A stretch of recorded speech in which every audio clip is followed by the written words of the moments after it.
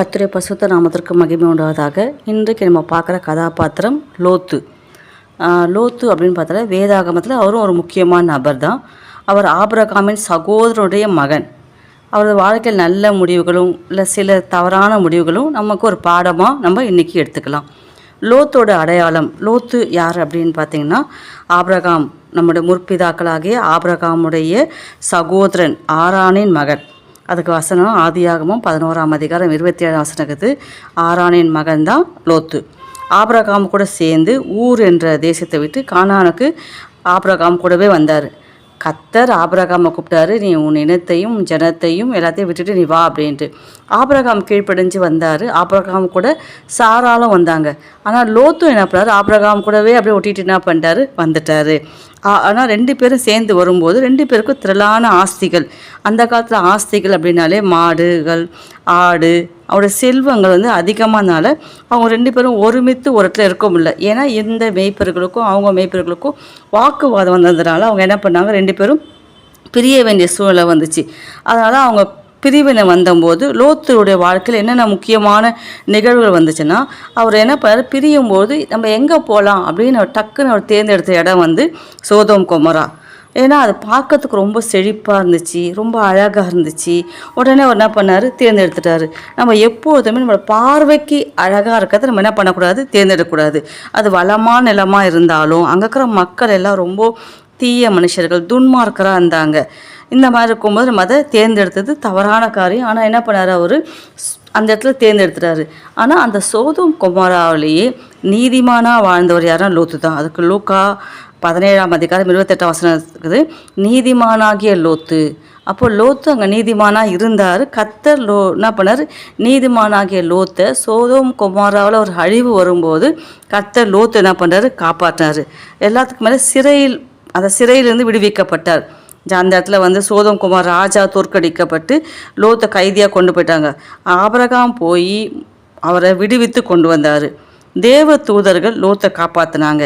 எதுக்குன்னா சோதோம் கொமோராவை அழிக்கணும், அக்கினியால் கந்தகத்தால் அழிக்கணும்னு சொன்ன உடனே தூதர்கள் அவர் என்ன பண்ணாங்க, காப்பாற்றுறதுக்கு வந்துட்டாங்க. தேவன் சோதோம் நகரத்தை நாசமாக்க நினச்சாரு.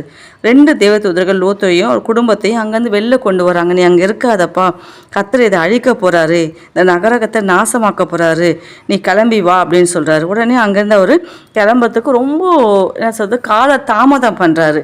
ஆனாலும் அவர் என்ன பண்ணுறாரு, இல்லை நீ வா, கிளம்பு அங்கேருந்து அப்படி சொல்லிட்டு துரிதமாக அவங்க கூட்டிகிட்டு வராங்க. நம்ம எதை விட்டுட்டு வருமோ திரும்பி பார்க்கக்கூடாது. இப்போ எகிப்தை விட்டுட்டு இஸ்ரேல் மக்கள் வந்தாங்க, திரும்ப எகிப்தை அவங்க போகக்கூடாது, எகிப்தை திரும்பி பார்க்கக்கூடாது. ஆனால் லோத்து மனைவி என்ன பண்ணாங்க, விட்டுட்டு வந்ததை திரும்பி பார்க்குறாங்க. திரும்பி பார்த்ததெல்லாம் அவங்க என்ன பண்ணாங்க, உப்பு தூணாக மாறி போயிடுறாங்க. எப்போதுமே உலகத்தை விட்டுட்டு வந்தால் உலகம் எனக்கு பின்னே, சிலுவை எனக்கு முன்னே. உலகம் வேண்டாம், உறவு அந்த உலகத்தின் ஆசை பாசைகள் வேண்டாம், இச்சைகள் வேண்டாம்னு விட்டுட்டு வந்துட்டோம். நம்ம திரும்பி பார்க்கும்போது அதை நம்ம உப்பு தூணாக மாறத்துக்கு சமமாயிடும். லோத்து மனைவி அந்த திரும்பி பார்த்ததுனால அவங்க உப்பு தூணாக மாறிட்டாங்க. லோத்தோட வாழ்க்கையில் நல்ல குணங்கள் இருந்துச்சு. நீதிமான் 2 பேதுரு 2ஆம் அதிகாரம் 8ஆம் வசனம் நீதிமானா என்று வேதாகமத்தில் லூக்காவிலே சொல்லுது, பேதுருலையும் சொல்லப்பட்டிருக்கிறது.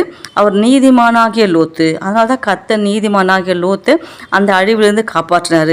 அந்நியர்கள் அவங்க தேவ தூதர்களாக இருந்தாலும் அவங்கள வரவேற்று தன்னோட வீட்டுக்களை உபசரித்தார். தேவ தூதர வார்த்தைக்கு கீழ்ப்படிய முயற்சித்தார். அவர்கிட்ட குறைகள் இருந்துச்சு, உலக ஆசையை பார்த்து இடத்த தேர்ந்தெடுத்துட்டார். அதனால் அது தப்பான எண்ணம் தான். கண்களின் இச்சையின்படி தெரிவு செய்கிறார். இது பார்க்கறதுக்கு நல்லா இருக்குது, உடனே நம்ம இதை எடுத்துக்கலாம் அப்படின்னு அந்த கண்களின் இச்சைப்படி அவர் தேர்ந்தெடுத்தார். தெரியுமா, அது தவறான காரியம். அப்புறம் சோதோம் ஒரு பொல்லாத பட்டணம் என்று தெரிந்தும் அதுக்கு நேராக அவர் போய் கூடாரம் போட்டது. சோதோம் கொமோரா பட்டணத்தில் உட்காந்து அங்கே வழக்கமாக உட்காந்து பேசிட்டு இருப்பார். இப்போது வாசப்பள்ளியோ தெரு ஓரமோ முனையிலையோ நின்று பேசவே கூடாது. அங்கே லோத்து வழக்கமாக என்ன பண்ணார், வாசப்படியில் உட்காந்து வழக்கமாக நிறைய பேர்கிட்ட பேசிட்டு இருந்தார். அது ஒரு தப்பான காரியம்தான். சோதோம் மக்களை சகோதரர்கள் என்று அவர் அழைச்சிட்டாரு. எப்போதுமே துன்மார்கள், பாவிகள், பரியாசக்கார உட்கார இடத்துல உட்காராதன்னு வேதம் திட்டமாக சொல்கிறதுக்கப்புறம் நம்ம அவங்களோட போய் உறவு கலவது அது தேவனுக்கு பிரியமில்லாத காரியம். அது அழிவுக்கு நேரம் நம்மளை நடத்தி கொண்டு போகும். தன்னுடைய குமாரத்தை தன்னுடைய பெண்களுக்கு அங்கேயே கல்யாணம் முடிக்கணும்னு சொல்லிட்டு அங்கே சோதோமிலேயே இடம் பார்க்க தொடங்கினார் அவங்களுக்கு. அது தப்பு. அப்புறமா அங்கே தேவதூதர்கள் வந்து எச்சரிக்கிறாங்க, இதை அழிக்க போகிறோம், நீ கிளம்பு அப்படின்ட்டு. அது ரொம்ப என்ன பண்ணார்னா, அந்த எச்சரிப்பை எடுத்துகிட்டு துரிதமாக அங்கேருந்து கிளம்புற ரொம்ப கால தாமதம் பண்ணுறாரு. இது தவறான காரியம். அந்த குறைகளை நம்ம வாழ்க்கையில் வராதபடி பார்த்துக்கணும். தீய சூழலில் வாழக்கூடாது.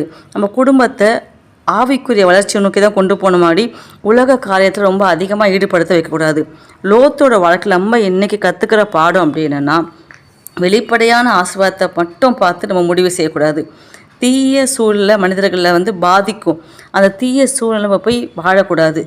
தேவன் நீதிமான்களை காப்பாற்றுறாரு, லோத்தையும் காப்பாற்றுறாரு. நம்மளும் நீதிமானாக வாழ்ந்தால் நிச்சயமாக கர்த்தர் நீதிமானாகிய லோத்தை காப்பாற்று போல் நம்மளையும் கர்த்தர் காப்பாற்றுவார். தேவனுடைய வார்த்தைக்கு முழுமையாக கீழ்ப்படியணும். நல்ல ஆவிக்குரிய மனிதரோடு நடக்கிறது தான் ஆசீர்வாதத்தை கொண்டு வரும். சோதோ குமராவை தேர்ந்தெடுத்ததுக்கு அப்புறமா அவருடைய ஆவிக்குரிய சிந்தனை வந்து ரொம்ப முற்றிலுமாக மாறுபட்டு போயிடுச்சு. அங்கே துன்மார்க்கரோடு பழகும்போது நம்மளோட ஆவிக்குரிய சிந்தனைகள் வந்து கரப்டட் ஆகிடும். சோதோம் குமராவில் வாழ்கிற தீய சூழ்நிலை வந்து ஆவிக்குரிய வாழ்க்கையை ரொம்ப அதிகமாக பாதித்தது. உலக ஆசையை பார்த்து அவர் முடிவு செஞ்சது தப்பு. தீய சூழ்நிலை அவர் ஆவிக்குரிய வாழ்க்கையை பாதித்தது. அப்போ தேவனுடைய வார்த்தைக்கு முழுமையாக அவர் கீழ்ப்படியாத விட்டது. அதனால தான் அந்த 2 பொம்பளை பிள்ளைங்களையும் தவறான இதுவனால அம்மோனியர் மோவாபியர்னு சொல்லிட்டு ஒரு தப்பான சந்ததியை உருவாகுச்சு.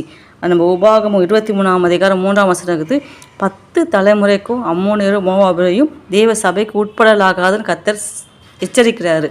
அப்போ அப்படியாப்பட்ட ஒரு பாவ நிறைந்த சந்ததி நம்ம மூலமாக வரக்கூடாது.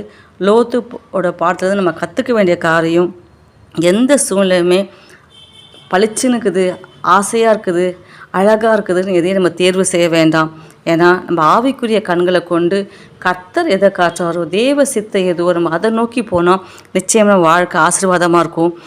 துன்மார்க்கரோடு பரியாசரோடு கூட பாவியோட மக்களோடு நம்ம கண்டிப்பாக வாழாதபடி வேறு பிரிக்கப்பட்ட ஜீவியை நம்ம வாழும்போது கர்த்தர் நம்ம வாழ்க்கையை ஆசீர்வதித்து கொடுப்பாரு. நீதிமானாகிய லோத்தை காப்பாற்றின கர்த்தர் நம்மளும் நீதிமானாக வாழ்ந்தால் நிச்சயமாக தேவன் நம்மளை காப்பாற்றுவார். அவருடைய வார்த்தைக்கு முழுமையாக, தேவ வார்த்தைக்கு முழுமையாக கீழ்ப்படியும் போது நம்ம நிச்சயமாக ஆசீர்வாதத்தை பார்ப்போம். அல்லேலூயா.